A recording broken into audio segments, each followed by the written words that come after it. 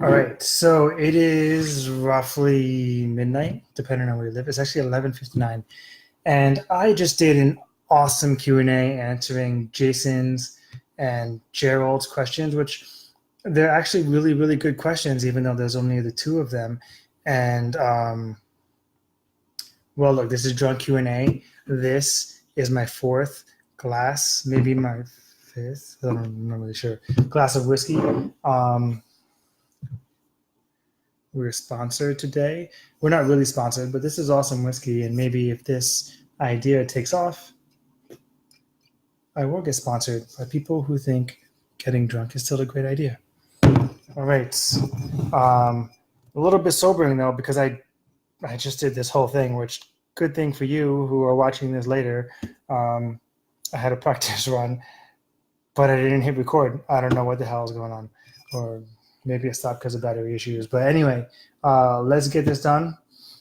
Let's do the drunk Q&A that I promised. And actually, these are good questions. So um, if you are interested, then I definitely think you should stick around because some of these questions will provide some real insight into how I run my business and how the things that I do you could replicate and adjust to fit into your own businesses. So if you see me looking at two different cameras right here, it's kind of meta right here. Anyway, I have Facebook Live and I have Instagram Live, so I'm going to keep doing this sort of eye contact type thing. All right, I'm going to need more whiskey.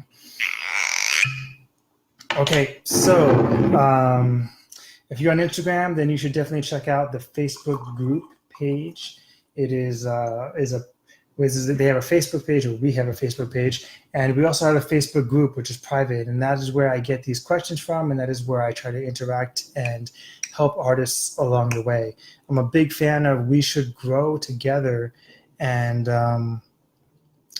we do when we all start doing business that supports the competition that we have and supports the base price lines and things like that.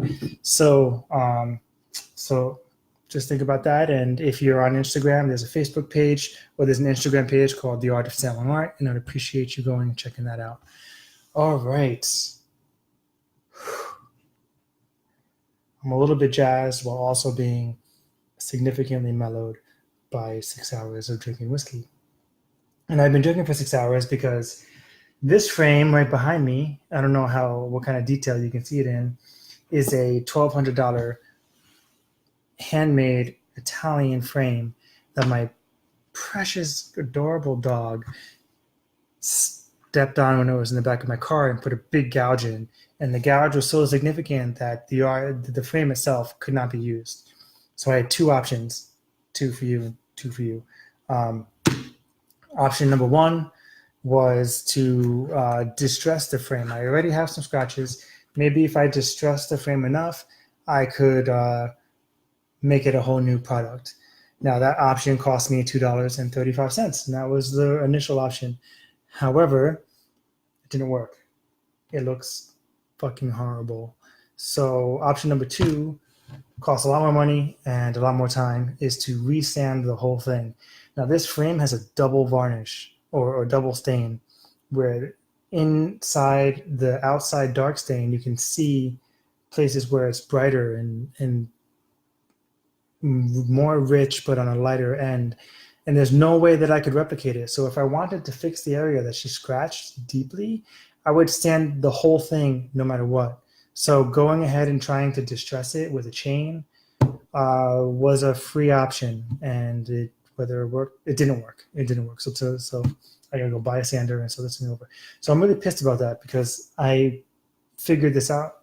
I was in my car because I was gonna go frame a 48-inch piece called Solitude for my next art show on the 15th. And now I'm in serious risk of losing a lot of money because this piece won't be there available. It's called opportunity cost. If you haven't taken any business courses, opportunity cost is the money I could have made, but also it's the money that I'll have to do if this doesn't work out. I'll have to buy a whole new frame. So a little bit about the business there. this is a huge loss if I can't recover it somehow. Okay. But I have some good things to look forward to. I'm really upset about this, but tomorrow I'm going to meet the Microsoft curator of art. Okay. Microsoft, the big company with all the computers and programs and whatnot, they have a person who curates the art in all of their buildings and in their personal art collection, which is housed somewhere up here in Redmond, that way. And I'm going to meet her tomorrow. So if you want to find out about how I managed to do that, check out the Art of Selling Art online. Just kidding, I'm going to tell you. So last year sometime I was in an art show in New York, and some guy said, hey, I know the art collector or the art curator from Microsoft. Maybe I should introduce you to. And I said, great. And then when I asked him for his contact information so I could follow up, he was like, zip. Okay. And then he bugged out and never got back to me. So I don't know what it is about false promises that makes people feel good to give them, but whatever. He put an idea in my head, and I did some research and I found her. And her name is Lele Barnett. Okay. You can look her up if you want. I called Lele, or I wrote her an email, and she wrote back saying, yeah, we don't deal with individual artists. We only deal with galleries. So if you're in a gallery, have the gallery send them information. And I was like, fuck you, Lele. Galleries are a terrible place to put my art. Now, there's definitely good galleries out there, but the gallery model is dying. So I'm not going to be in a legitimate, according to Microsoft's antiquated view of art, gallery anytime soon. So to get my work in front of her, it seemed impossible. Now, I let her know that I have my own gallery. If you look me up on Google, I have an address, I have a Google location, I have a Google reviews, I have everything. And technically, I am a gallery. So I told her I will send her something, and I never did because I didn't believe in it. But then, because I'm involved in a lot of networking, which I advise you to be, one of my networking groups is actually hosting an event with Microsoft. It's a group of entrepreneurs networking with Microsoft, creating a joint event. So I wrote to the person who runs that event. Okay. It's all about relationships. You have to contact people and ask them for help. Ask for help. People want to help you. Okay. Especially if your art is there and valuable and good. So I said, hey, I need you to invite this person. And then he said, Johannes, go ahead and invite her. It'd be great if she joined our event. Okay. But there's this thing called agency. Okay. And it's when you're looking for a gallery, what you're looking for is agency. You're looking for someone to represent you. Now, if I go straight to Lele and I say, hey, come to this event, she's going to be like, whatever, delete or archive or whatever to that email because when I ask, it's just an artist looking to get in front of her. But when someone asks on my behalf, that's called agency, and it means a lot more to the people who count. Okay, if you want to cut out here on this video, this is probably the most valuable thing I can tell you about networking. Agency matters. So I asked Johannes to write to her and invite her on my behalf. Not even mentioning me, just mentioning that there are veteran artists at the event and we'd like you to join. And she said yes. She'll be there. If I asked her, chances are 70% that she would have said no or blown the whole idea off altogether. Okay, so she'll be there tomorrow. I'm going to meet her. I'm going to bring a piece of art, a big one, and I'm going to put it on a beautiful easel, and I'll have a catalog, and I'll have a presentation and a 30-second elevator pitch to give to her to get into Microsoft's art collection. Okay, it'd be great for my resume. And this is something you should try. Nordstrom has art collections.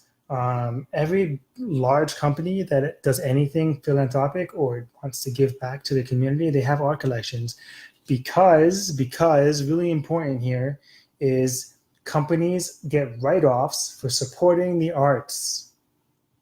They also have budgets specifically set aside for art. The King County, the county that I live in, Seattle County, they have a 2% budget for art. So they have, let's say, a $1 billion budget for everything they have to spend on for the year. 2% of that, 200 grand, is for art. $200,000 of art. All you have to do is sell one or two pieces, and you're part of that 200 grand. Okay, it's really important. Onto the Q&A. Mm. Mm. That burns my eyes. Whew. This is like my sixth class. Jason asks, have I ever had to pull out a loan to get started selling prints? Okay, Jason, I am self-employed. Nobody will give me a loan. Okay, I've been self-employed for 6 years, about. Now, I went to school and I got a bachelor's in managerial economics, graduated top of my class. I have a master's in organizational leadership. I graduated with a 4.8, top of my class. No one will hire me, is what I found out when I finished my degree. And it's why I ended up being an artist, because art was what was making me some money through college, and it was all that I had left. So I decided that I had to double down, triple down, quadruple on my triple, and get better at what I do to create presentations and create an aesthetic that says I'm worth this much money to make a living. So that's how I started. No one will give me a loan, but there are other options out there. There's credit cards. And I cringe at saying that. Credit cards are rough.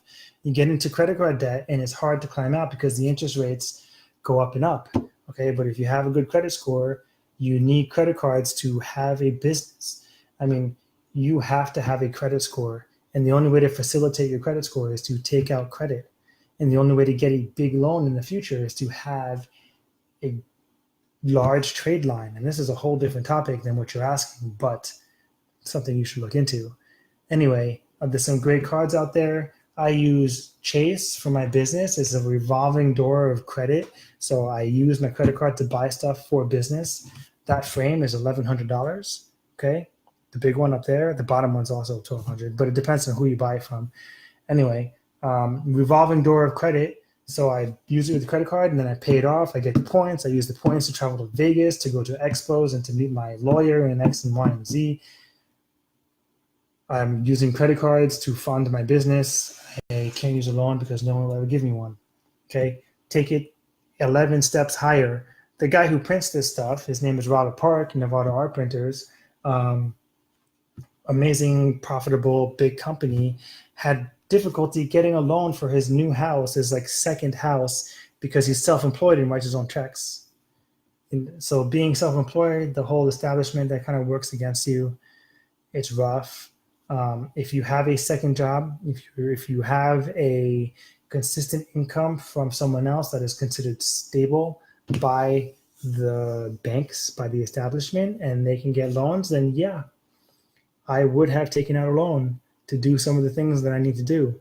Okay, these expos, New York, San Diego, Miami, these things are like $15,000 a pop just to get into and produce work for, and that's a conservative number. So if I could get a loan for one of those, because I have confidence in how much business I can create out of that, I would. But I can't, so I use credit, but I pay the credit off. So double-edged sword, but it only cuts you if you don't pay your bills. Right? Have I ever started selling my pieces at a low price versus a high price? Where did I start? Because my price point's pretty high. This piece behind me is like $5,800 or whatnot. It's 30 by 50 with that awesome frame on the back there. But have I ever started selling my pieces low? So I started photography back in 2006, and I had some pretty cool pictures back then, these really long panoramics, and my friends were like, you could sell this. You should try to sell this. And I was like, whatever, I'm in the military. I got more important things to do. I'm just going to take pictures because I need to share my story with my family. Now, go forward several years, feels like 135 years.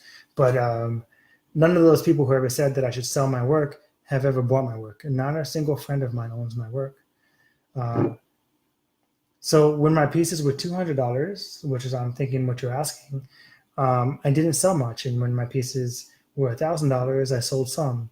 And now that my pieces are 5 to 15,000, I sell enough to make a living, which is like between 60 and 80 a year. Last year I had 60 gross in art sales, and this year I already have 60. So so let's talk about price points.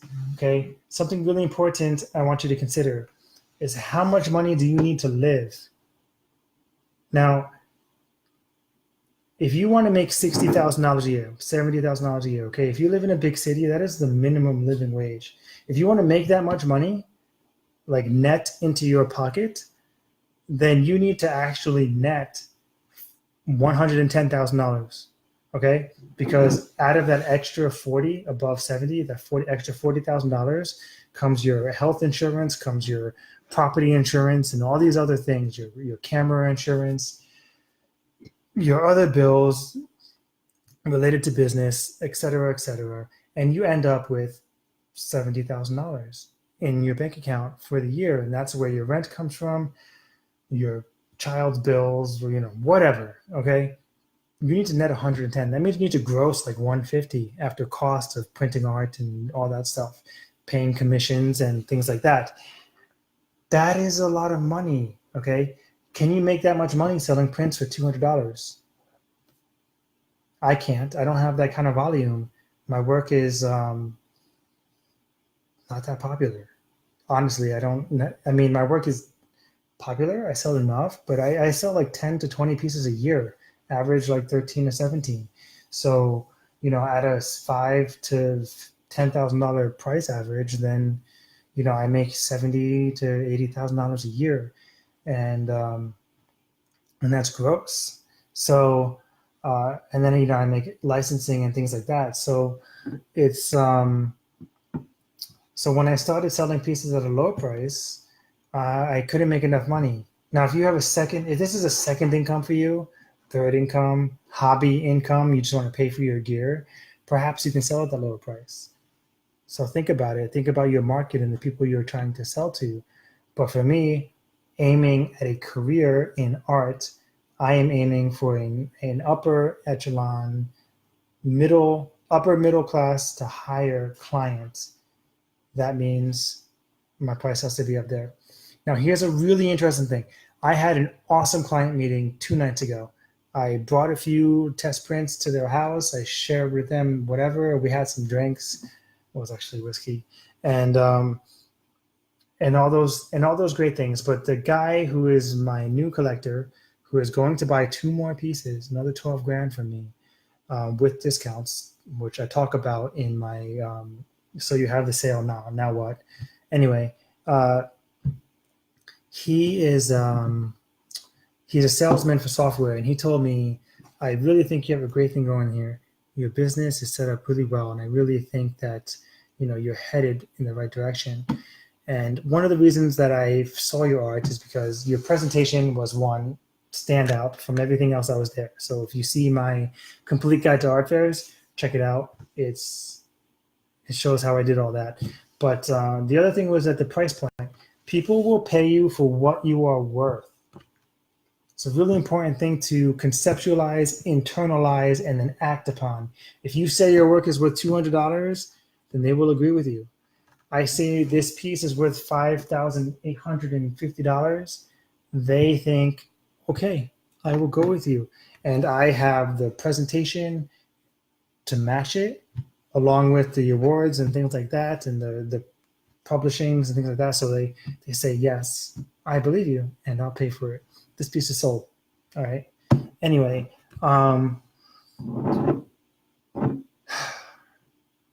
you need to consider the goal and then break it down. Okay. If you want to make $40,000 a year, how many pieces do you have to sell to make $40,000 per year?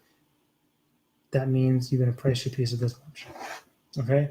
For me, selling pieces at $2,000, $4,000, $5,000, it doesn't, or $1,000, that doesn't make sense to me as a businessman. It doesn't make sense to me as an artist, and I can't fund that. So my price point starts at $1,500 for a small piece and goes up from there. Okay, caveats. right? Your work has to be presentable, right? There's a lot of artists out there who think that they can charge $5,000 for their work, but they haven't worked on their craft enough. Their stuff isn't unique enough. The stuff isn't uniquely theirs enough, all right? The flip side to that is, that, oh fuck, I'm drunk. I forgot what the flip side was. Hold on a second.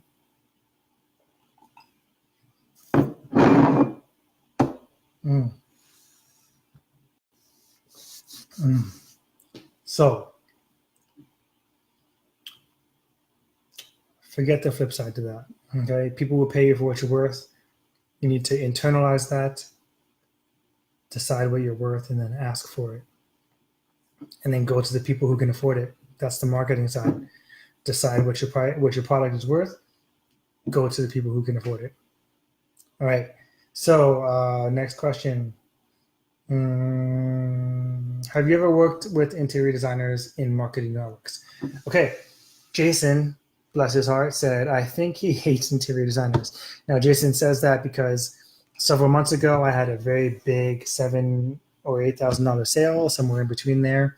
And the interior designer decided that my artwork didn't fit with his vision. So he completely cockblocked me for that sale to this millionaire building a house in the water here in Washington.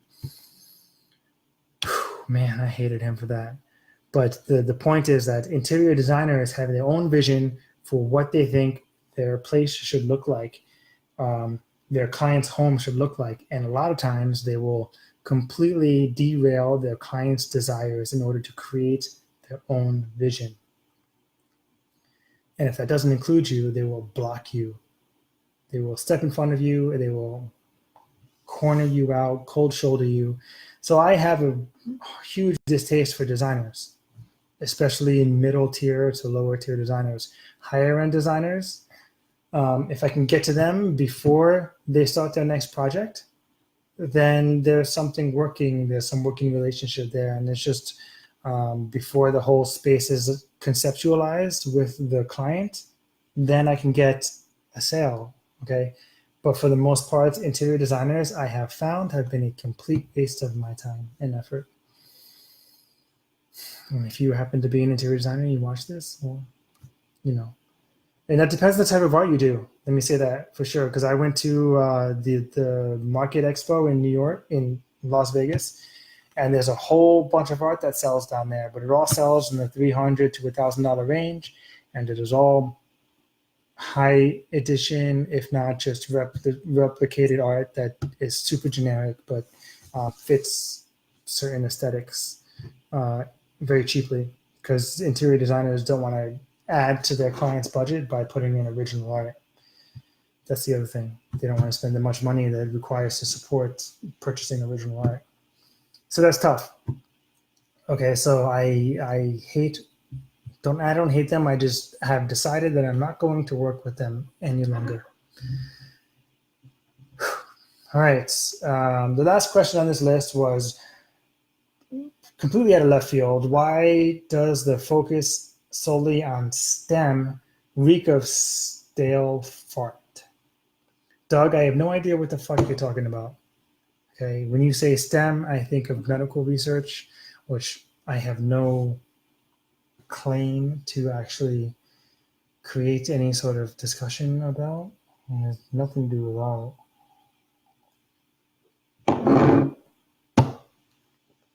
that. So Doug, Don, I'm sorry, I can't answer your question. All right, I want to let you guys go, but I wanted to give you one idea, okay? This group is fairly small right now. The Art of Selling Art just launched. Invite your friends or whatnot, but that's not what I meant to say. The Art of Selling Art just launched. You are not in competition with these other people. This group has like 100 people in it right now. When it has 1,000 or 5,000 people, you're not in competition with these people. So post your questions, post your experiences so other people can lean on them and other people can answer them. And you can learn from their experiences because you're not competing for the same market.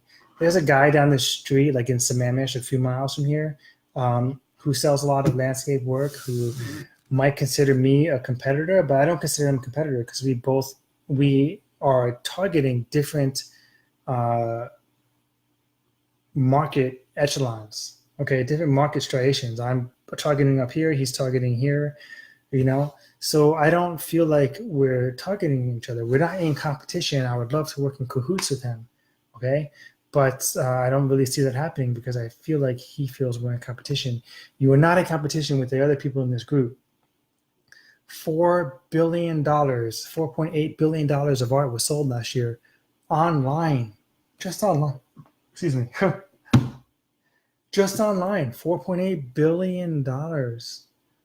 The 10,000 people who will eventually be participating in this group, if all of you sold all of your art in 1 year, you still wouldn't be competing for the same company, same customers. So don't consider yourself in competition with each other. Work together so that we can elevate the baseline price of art and we can all grow together and create significant incomes, whether they be side income, hobby income, or full-time career incomes. Okay, work together. Right, we all grow together. Right. Thank you guys for your time. If you managed to watch all 26 minutes of this, and I appreciate you for believing in me and believing in yourselves enough to do this, to be part of the art of selling art. Right. Cheers.